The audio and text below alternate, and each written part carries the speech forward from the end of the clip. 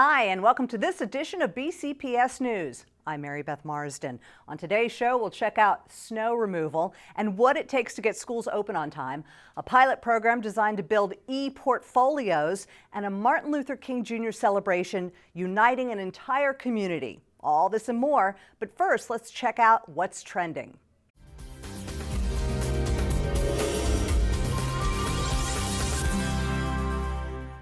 Students at Lutherville Laboratory are raising trout. It's all part of the Trout to Classroom program in conjunction with the Maryland Department of Natural Resources. Over 200 kamloops, a type of rainbow trout eggs, were delivered to the 4th grade science lab where the students will monitor water quality and feeding, as well as engage in stream habitat study and understanding ecosystem connectivity. This is the 3rd year Lutherville has been involved in the program, and it's the only school in the county to participate. The 4th graders will release the trout fingerlings in the Gunpowder River this spring. Patapsco High School and Center for the Arts is creating a series of billboards.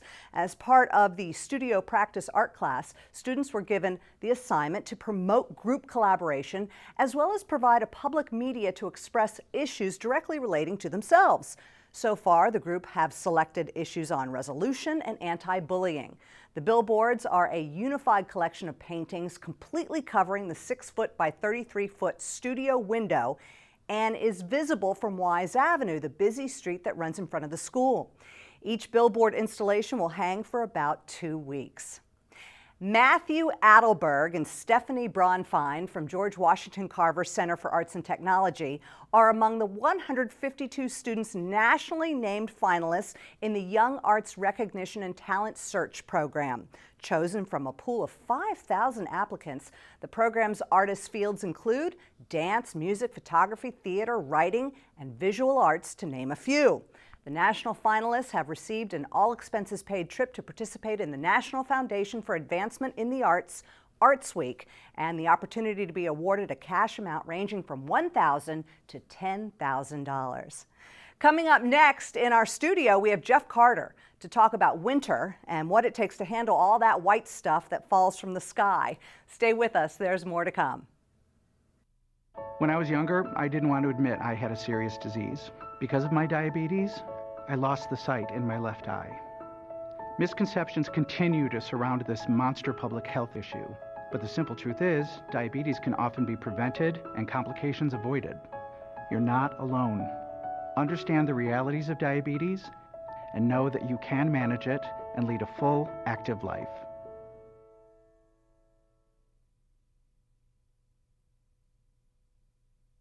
Hi and welcome back. Winter is here, so snow is on the minds of everyone for the next couple of months. Joining us today to discuss snow removal operations in BCPS is Jeff Carter, Ground Supervisor for the Department of Physical Facilities. Jeff, thanks so much for being with us. Hi, Mary Beth. Thank you for having me. You've been in this game for a long time, some Yes, ma'am. 30 years, so I Yes. know that you have seen it all.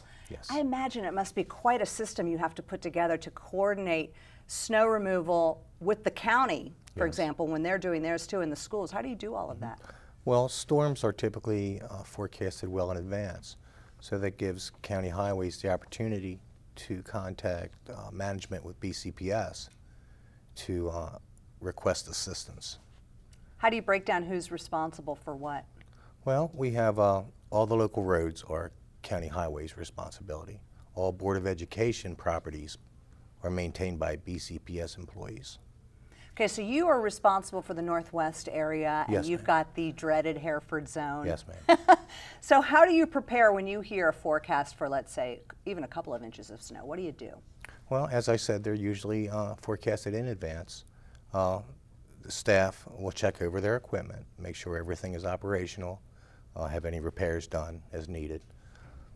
Make sure that we have de-icing materials on hand, ready to go.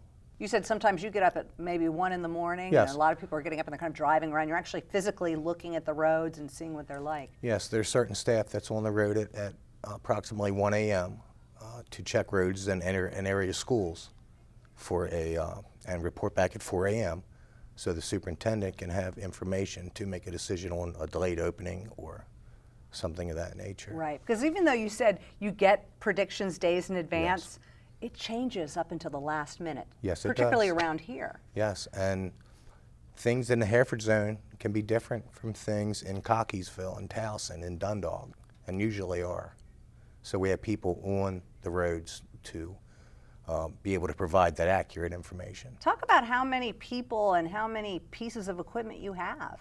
Well, ground services can deploy 100 plus pieces of equipment, from medium to heavy duty trucks, 1-ton dumps, 10-ton dumps with snow plows.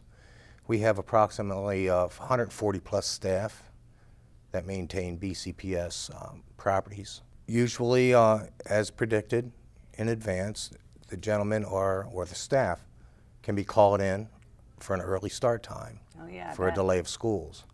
So the staff are always prepared and ready to go. Right, I'm sure there are some seasons where they're working nonstop, it seems like. Yes, around the clock. Yeah. So what are when the snow hits, what are the priorities? Our priorities have been established with cooperation from the school principals. We've designated certain routes that children come into the schools. We make sure that they're always clear. And primary goal is to have all hard surface cleared by the end of the storm, or as soon as the storm moves out of the area. Talk about some of the big ones you've seen, like 2010, for example. Well, that one's still in memory. That'll be in memory for some time. You know, we've had staff around the clock for 6 days on end, unable to go home, see their families, you know, working around the clock. Yeah, that was something. We won't forget that, that's No, we for won't. sure. How can people help you? How can the public help you do your job? Well, they can refrain from parking their vehicles on school property. That really causes an issue with us doing our job. Well, let's hope for a mild winter this winter. Yes, Jeff fingers Carter. crossed. Thanks so much for joining us today. Thank you. Coming up next, have your kids started building their personal portfolios? Well, for one elementary school, they are test piloting a new program that will help them create, store, and retrieve a lifetime of school learning. Let's take a look. Instead of this, a more sophisticated approach to communicating is happening on the desktop. It's kind of like Facebook, but you can't write inappropriate stuff on it. Students at Norwood Elementary School are the first in the county to test pilot a new networking program called the Student Jotter. The Student Jotter is an e-portfolio, an electronic portfolio. We have a lot of technology, laptop computers, cameras, video cameras, and we use a lot of those in our daily instruction. So in order to kind of continue with that, we wanted the students to have a 21st way of saving their work, and that was an e-portfolio. As an online learning space, self-expression tool, and safe internal social network, the program is getting some pretty high marks. I created a cheerleading page and it has a bunch of pictures of people off of Google, and I put walls up so people can comment on it. We can also put websites on it, add pages, like with whatever we want pretty much. So it's pretty cool. The e-portfolio is not only good for our children to analyze and assess their own work, it is a product that has benefited our school in working towards the MSA and preparing our kids. In addition, the Student Jotter is designed to ensure teachers and parents the ability to oversee what their children are working on, as well as what they are accessing at any time, 24/7. For the Norwood students, they are well on their way in building their future learning goals. What a great way for kids to interact in a safe environment and to build an e-portfolio for a lifetime. Now, every year, the nation celebrates Dr. Martin Luther King Jr.'s birthday. The students, staff, and the entire community from Hebbville Elementary School have been celebrating this special day with style for many years. Let's check out Hebbville's MLK celebration.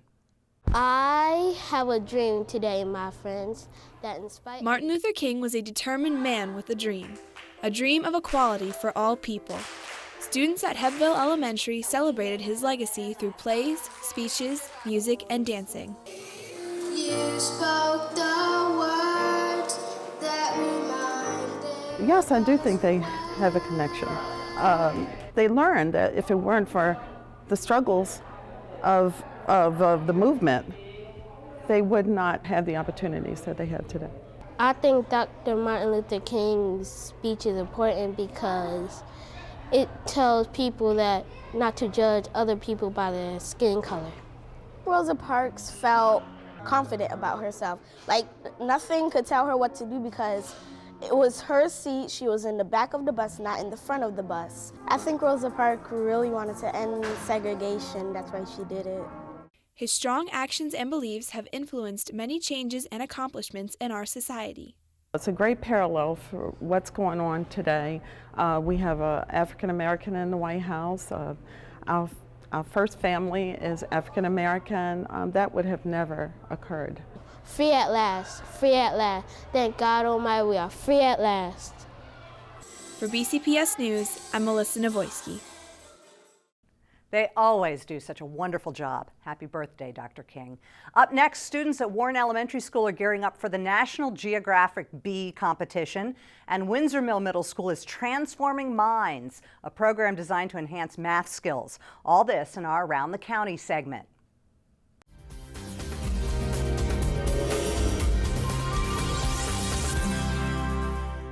Welcome to the 2012 school level final geography competition. At Warren Elementary, 4th and 5th grade students competed in the National Geographic Bee, which was designed to encourage teachers to ignite student interest of the subject. The overall purpose of this is really to challenge children in as many ways as we can and let the children who are good at geography, let them shine. Students prepared themselves by answering practice questions, participating in activities in class, and researching geographical topics. A population loss. Michigan. That is correct. The winner of this competition will have the chance to move on to the state and national level. Geography is important because we want the children to know where they are in the world. We want them to know where they are in relation to other people, and we want them to understand that they are a part of a much bigger society, a much bigger world. Windsor Mill Middle School, in conjunction with UMBC, has introduced Transforming the Minds, an Algebra 1 enrichment and practice after-school program. We want to take the kids from just basic level math to higher levels of learning in Algebra 1. The evening begins with 15 minutes of homework time, followed by math instruction, and concluding with enrichment, which includes robotics, financial management, and hydroponics.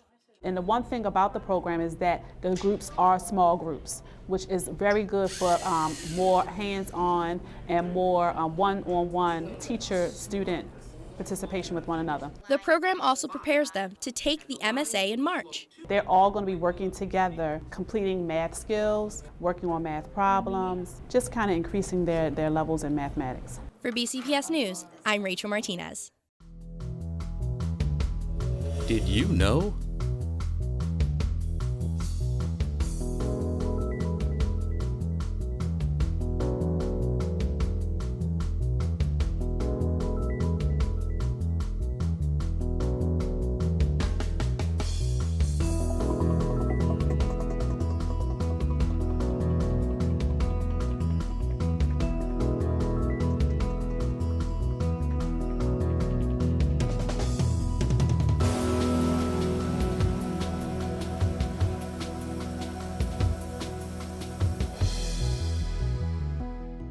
That does it for this edition of BCPS News. If you have any story ideas, comments, or suggestions, contact us at edchannel@bcps.org and follow BCPS on Facebook and Twitter.